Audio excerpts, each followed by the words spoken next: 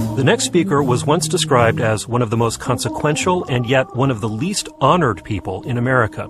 She's been called the godmother of the modern civil rights movement because she played a pivotal organizing role for the NAACP, for Dr. Martin Luther King Jr., and for young black activists in the 1960s.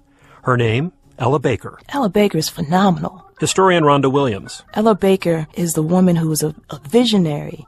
She is the woman who has been behind the scenes in a lot of organizations to sustain and to carry forward the mission of fighting for racial justice and progress for all people. In the summer of 1964, Ellabaker was the keynote speaker at the first convention of the Mississippi Freedom Democratic Party, or MFDP. Baker and other voting rights organizers formed the MFDP to challenge the Mississippi whites-only Democratic Party. Mississippi was one of the deadliest places in the South to fight for racial justice, but Baker was fearless. She convinced a generation of young organizers that the way to force massive change in the racially repressive South was to harness the power of local people. In truth, I do not consider this a political convention in the usual terms. I consider this a demonstration on the part of the people of Mississippi that they are determined to be a part of the body politic of this country.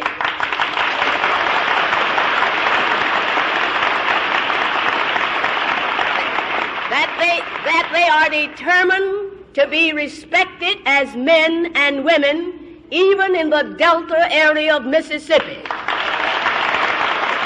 Historian Claiborne Carson says it was Ellabaker's unique vision of how to organize the masses that made her one of the most influential figures in the civil rights movement. She understood that grassroots struggle was the strongest force within the African American community for change. She was skeptical about top-down leadership, whether that top-down leadership was Walter White in the NAACP or Martin Luther King. The top-down leaders tended to be male, and she was one of those females who actually do most of the work.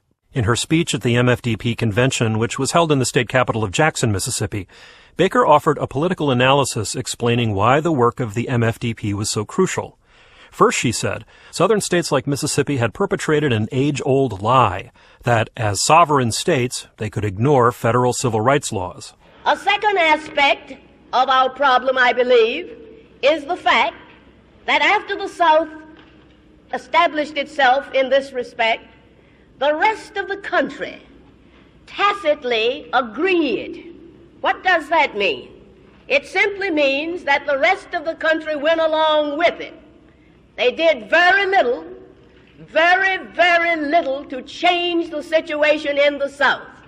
Example after example could be quoted, but no better example can be given than the fact that despite the deprivation of the right to vote on the part of all southern states for a long period of time, at no point were the southern states denied their representation on the basis of the fact that they had denied other people the right to participate in the election of those who govern them. And the Constitution provided for this opportunity to decrease the representation in proportion as there were denials of people of their right to vote. And we went along with it in other respects. We went along with the concept that many times the rest of the country accepted the old slogans that the Negro people of the South were happy and satisfied. And this, of course, was never true. It wasn't even true in the darkest days of slavery. And it hasn't been ever true.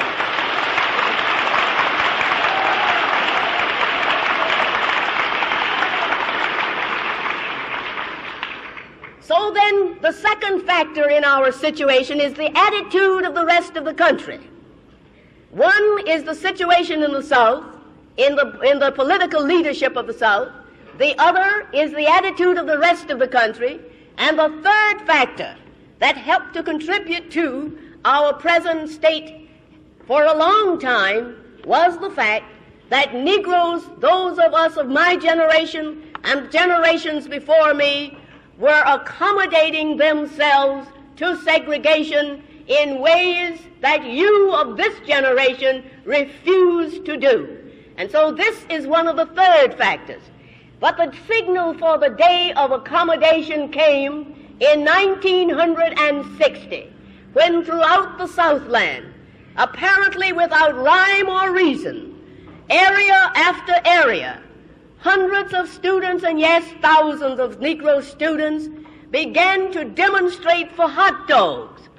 But it wasn't just hot dogs they were demonstrating for. They were demonstrating for the right of an individual to eat a hot dog if he wanted to, if he had the money to pay for it, and not be relegated to a second-class status because of the color of his skin. And this